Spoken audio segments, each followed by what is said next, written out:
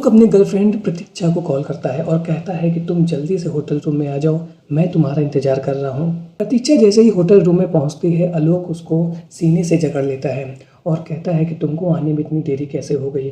प्रतीक्षा कहती है कि यदि तुम मुझसे इतना ज़्यादा प्यार करते हो तो तुम मुझसे शादी क्यों नहीं कर लेते हो। आलोक कहता है कि मैं तो आज ही तुमसे शादी कर लूँ, लेकिन मेरी बीवी मुझको तलाक नहीं दे रही है। तो प्रतीक्षा कहती है कि यदि वो हमारे रास्ते से नहीं हट रही है तो क्यों ना हम उसको अपने रास्ते से हटा दें। और इसके बाद आलोक प्रतीक्षा के पूरे कपड़े उतार करके उसकी खुदाई करना शुरू कर देता है। ऑलराइट गाइस, स्वागत है आप सबका इस चैनल के एक और नए क्राइम स्टोरी में। आज की क्राइम स्टोरी में आप देखने वाले हैं कि कैसे एक 35 साल का युवक अपनी 24 साल की गर्लफ्रेंड की खुदाई करने के लिए अपनी बीवी और बच्चों का भी ख्याल नहीं करता है।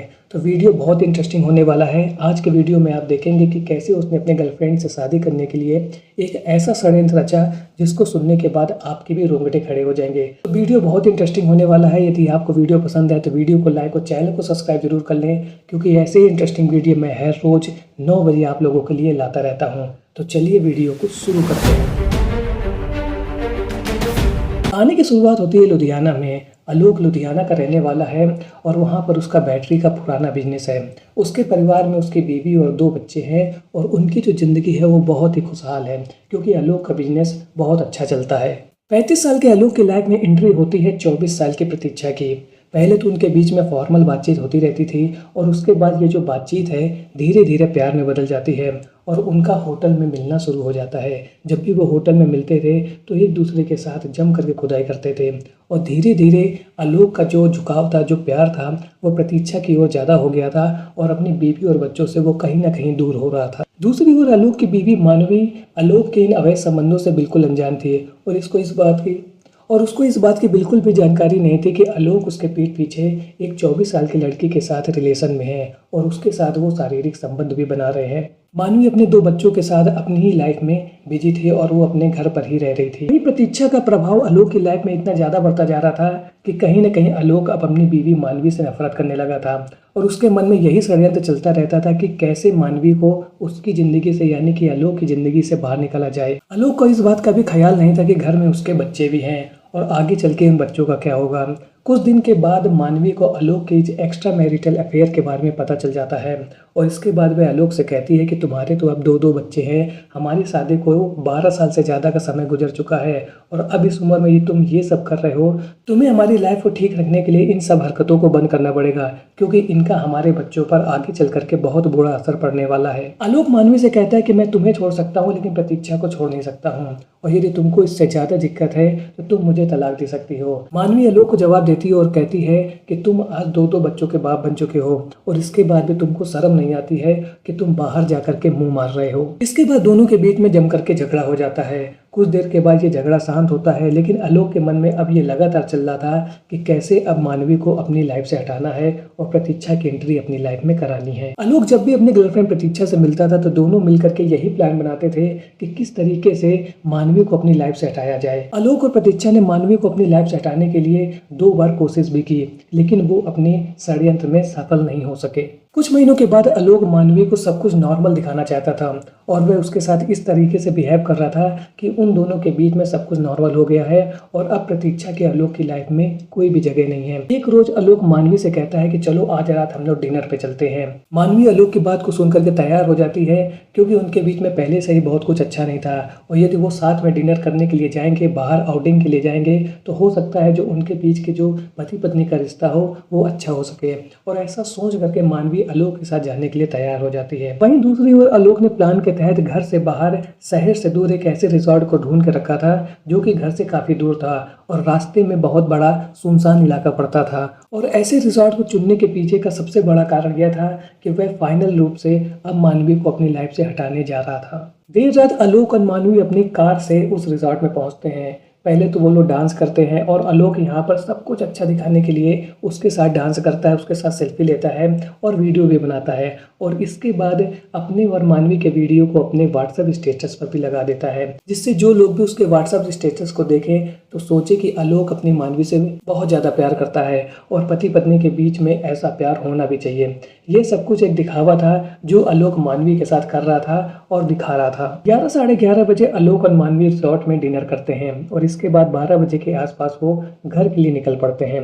मैंने आपको पहले ही बताया कि रास्ते में काफ़ी सुनसान इलाका था और इसके लिए दोनों अपने कार से घर के लिए वापस आते हैं। घर वापस आते समय आलोक बहुत ही चालाकी से प्लान के तहत अपनी कार को एक सुनसान जगह पर रोक देता है और मानवी से कहता है कि मुझे पी ब्रेक लेना है, मैं झट से जाता हूँ और बाथरूम करके वापस आता हूँ। मानवी आलोक की चालाकी को समझ नहीं पाती है और वह कहती है कि ठीक है, आप जाओ और जल्दी से वापस आ जाना। और इसके बाद आलोक अपनी कार से उतर करके बाथरूम करने के लिए चला जाता है। कुछ देर बाद वह फिर वापस आता है और कार में बैठ करके अपनी कार को फिर घर की ओर चलाने लगता है। कुछ दूर चलने के बाद एक बार फिर से आलोक बहाना करता है और मानवी से कहता है कि उसे फिर से बाथरूम आई है। मानवी ये सोचती है कि भाई बार बार बाथरूम आपको क्यों आ रही है, लेकिन वो बोलती है कि ठीक है, हमने पार्टी में काफ़ी कुछ खाया पिया था, हो सकता है इसकी वजह से आपको बाथरूम जाना पड़ रहा है बार बार। वो फिर से कहती है ठीक है, आप कार रोक दीजिए और बाथरूम चले जाइए। और इस समय आलोक बड़ी चालाकी से अपनी कार को रोकता है और अपनी कार की पार्किंग लाइट को ऑन कर देता है।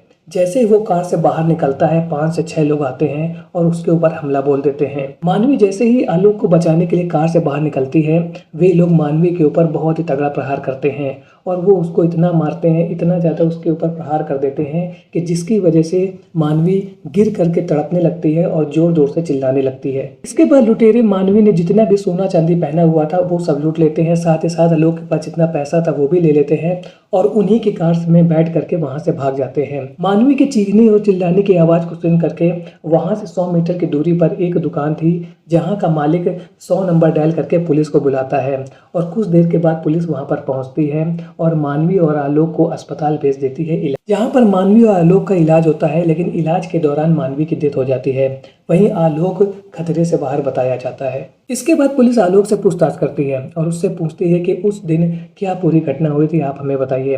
तो आलोक बताता है कि 5 से 6 लोगों ने उन पर अटैक किया था और उन्होंने कुछ मुझे नशीला पदार्थ सुंघा दिया था जिसकी वजह से मैं बेहोश हो गया था और इसके बाद उन्होंने मेरी वाइफ यानी कि मानवी के साथ बहुत ज़्यादा मारपीट की और जिसकी वजह से उसकी बाद में डेथ हो गई। आलोक की बात को सुन करके पुलिस को आलोक के ऊपर शक होता है क्योंकि उसका कारण यह था कि जिस तरीके से उन लुटेरों ने मानवी को मारा था उस हिसाब से आलोक को इतनी गंभीर चोटें नहीं आई थी। वैसे देखा जाता है कि ज़्यादातर लुटेरे सबसे ज़्यादा पुरुष के ऊपर ही अटैक कर देते हैं, वहीं महिलाओं के साथ ज़्यादातर केसों में इस प्रकार की मारपीट कम होती है। तो पुलिस को एक प्रकार से आलोक के ऊपर यह शक होता है कि उसको तो इतनी गंभीर चोटें बिल्कुल भी नहीं आई हैं जबकि मानवी के साथ इतनी ज़्यादा मारपीट हो गई। इसके बाद आलोक नाटक करने के लिए उसी अस्पताल में जहां पर मानवी की डेड बॉडी रखी थी वहां पर धरने पर बैठ जाता है और उसके साथ साथ उसके परिवार वाले भी बैठ जाते हैं और वे पुलिस को उसके लॉ एंड ऑर्डर के लिए क्वेश्चन मार्क करने लगते हैं कि आप लोगों का लॉ एंड ऑर्डर इतना ज़्यादा खराब है कि देर रात लोग घूम फिर भी नहीं सकते हैं। यानी कि आलोक पुलिस के ऊपर लगातार दबाव बनाने की कोशिश कर रहा था, वहीं दूसरी ओर पुलिस आलोक के ऊपर ही शक कर रही थी। इसके बाद पुलिस अपने शक के आधार पर आलोक को उस धरने से उठाती है और कहती है कि तुम्हारी मेडिकल जांच करानी है क्योंकि तुमने ये कहा था कि तुमको कुछ नशीला पदार्थ सुंघा दिया गया था। तो इसके बाद पुलिस उसको धरने से उठा करके मेडिकल जांच के लिए ले जाती है जहां पर डॉक्टर ये बताते हैं कि उसके शरीर में किसी भी तरीके के नशीले पदार्थ का ट्रेसेस नहीं मिले हैं। यानी कि आलोक जो बोल रहा था कि उसको कुछ नशीला पदार्थ सुंघाया गया था वो बात सरासर झूठी थी और इसके बाद पुलिस के ऊपर जो उसका शक था वो और भी ज़्यादा गहरा जाता है। इसके बाद पुलिस अपनी टीम बना करके जो लुटेरे थे उनको पकड़ने की कोशिश कर रही थी और उनमें से एक लुटेरा पुलिस के हाथों लग जाता है और अब पुलिस जब उस लुटेरे की अच्छे से तोड़ाई करती है और उससे पूछताछ करती है तो वह पूरे षड्यंत्र को बता देता है कि कैसे आलोक ने प्लान बनाया था मानवी को रास्ते से हटाने का और इसके लिए 2.5 लाख रुपए की सुपारी भी दी गई थी। इसके बाद पुलिस आलोक को पकड़ के लाती है और उसकी जम करके धुनाई करती है और उससे पूछती है कि उसने इस प्रकार का कांड क्यों रचा। तो इसके बाद आलोक पुलिस को बताता है कि उसका एक लड़की जिसकी उम्र 24 साल है उसके साथ अवैध संबंध है और वह उस लड़की से ही शादी करना चाहता था, लेकिन उसकी वाइफ मानवी को इसके बारे में सब कुछ पता चल गया था और वह लगातार उसके एक्स्ट्रा मैरिटल अफेयर का विरोध कर रही थी। लेकिन मैं अपनी गर्लफ्रेंड प्रतीक्षा को किसी भी कंडीशन में खोना नहीं चाहता था और इसी वजह से मैंने मानवी को अपने रास्ते से हटाने के लिए यह षड्यंत्र रचा। पुलिस जब इस मामले की जांच कर रही थी तो उन्होंने आलोक के मोबाइल को भी चेक किया था। तो उनको जिस समय ये एक्सीडेंट हुआ था उस समय आलोक के मोबाइल से एक मैसेज भेजा गया था और उस मैसेज में केवल यह लिखा था डन। और जब पुलिस ने इस नंबर को चेक किया कि यह मैसेज किसके बाद गया है तो पता चला कि वो जो नंबर था वो आलोक की गर्लफ्रेंड प्रतीक्षा का था। यानी कि आलोक ने जैसे ही मानवी का काम तमाम कर दिया, उसने इमीडिएट अपने गर्लफ्रेंड प्रतीक्षा को बताया कि काम हो गया है। और इसके बाद पुलिस के बाद इस केस को लेकर के बहुत सारे सबूत थे कि मानवी को कहीं ना कहीं मारने में आलोक का ही हाथ है। इसके बाद पुलिस उसको गिरफ्तार कर लेती है, साथ ही साथ जो लुटेरे थे वो भी पकड़े जाते हैं और पुलिस आलोक की गर्लफ्रेंड को भी गिरफ्तार करती है इस मामले में। तो आज के वीडियो में आपने देखा कि कैसे इस व्यक्ति ने अपनी प्रेमिका के चक्कर में अपने पूरे परिवार को समाप्त कर दिया, यानी कि पूरे परिवार को बर्बाद कर दिया। मानवी के जाने के बाद अब आलोक के जो 2 बच्चे हैं उनका देखभाल कौन करेगा? वो तो अब बिन माँ के हो गए और बिना माँ के वो अभी छोटे-छोटे बच्चे हैं, उनका देखभाल करने वाला कोई भी नहीं है। लेकिन आलोक ने अपनी प्रेमिका के चक्कर में इन सब बातों के बारे में कुछ भी नहीं सोचा, केवल अपनी गर्लफ्रेंड को पाने के लिए इतना बड़ा कांड रच दिया।